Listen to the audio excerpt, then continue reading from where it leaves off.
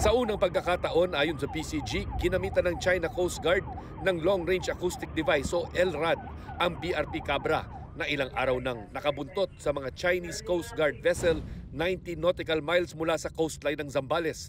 Hindi man kita, dinig ang malasirenang tunog ng LRAD ng China Coast Guard sa videong ito na kuha mula sa BRP Cabra noong Sabado.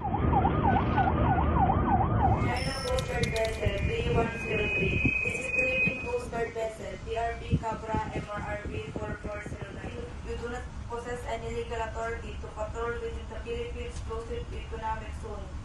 You are directed to depart immediately. Ayon sa Bureau of Fisheries and Aquatic Resources, nasanay na umano sa paggamit ng China ng LRAD, masama ang epekto ng LRAD na hindi lang nagdudulot ng pagka-disorient.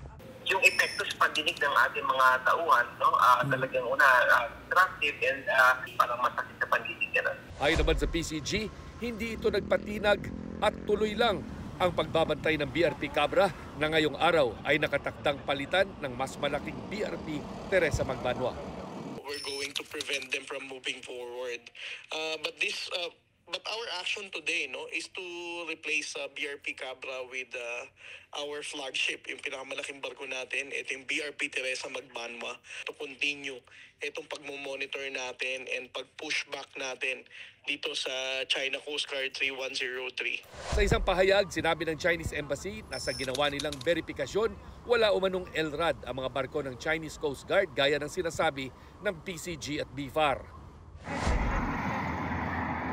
Bago niyan ay malapitang lumipad sa ibabaw ng rubber boat ng BFAR ang isang helicopter ng China People's Liberation Army Navy nitong Biyernes.